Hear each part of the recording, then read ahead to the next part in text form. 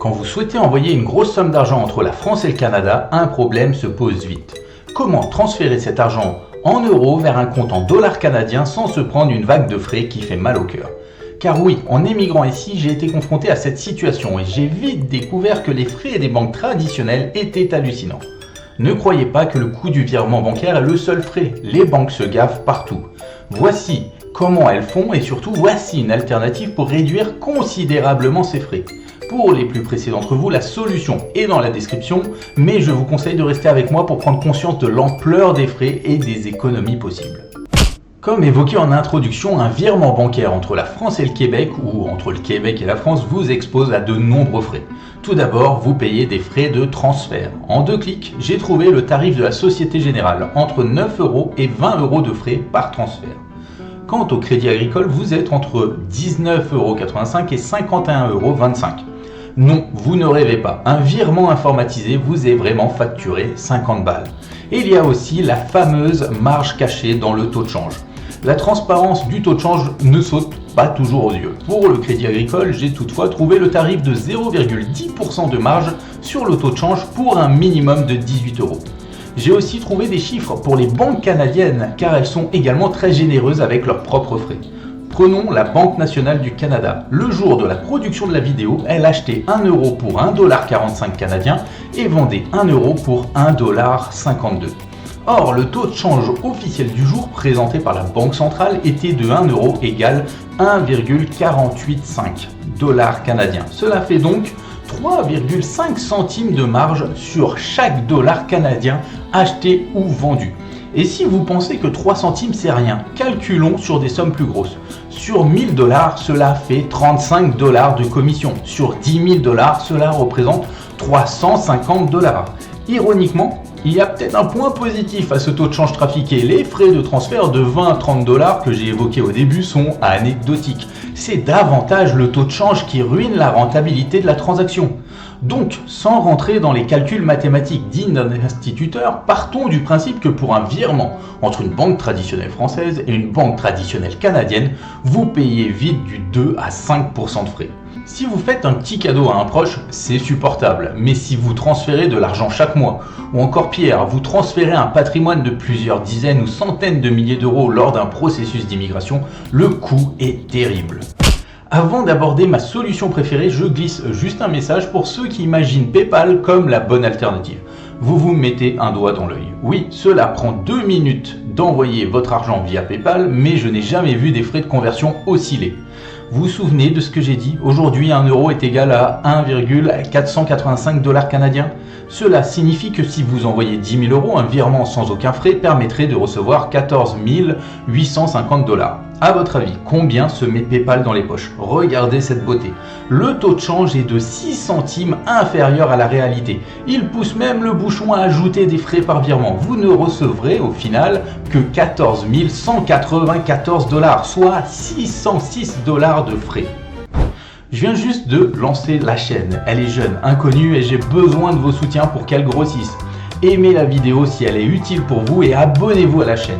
N'hésitez pas également à visiter le site internet de la chaîne en recherchant destiné-québec.com sur Google. Vous y trouverez plein d'infos sur l'immigration, le voyage ou la vie au Québec. La meilleure solution que j'ai trouvée pour gagner de l'argent sur chaque transfert d'argent entre la France et le Canada est d'utiliser Wise.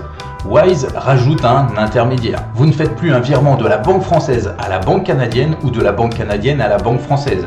Vous faites un virement de votre banque initiale vers Wise qui convertit votre devise au vrai taux de change du marché et ça modifie drastiquement les frais. Puis Wise transfère l'argent sur votre compte de destination.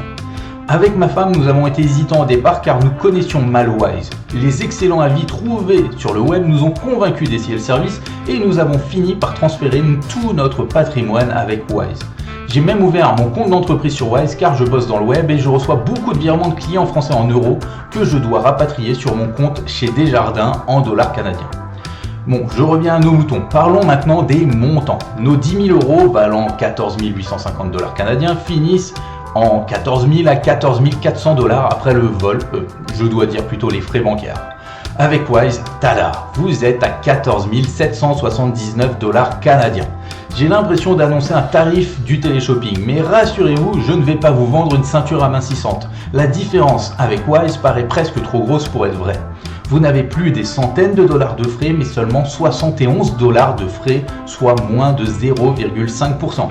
Alors que je vous rappelle, avant on était entre 2 et 5%. Sur des paiements récurrents ou des montants importants, vous économisez vite des milliers de dollars en incluant cet intermédiaire. J'ai mis un lien dans ma description qui vous permet d'aller sur Wise. Vous pouvez ensuite créer une simulation de frais sans avoir besoin de créer votre compte bancaire.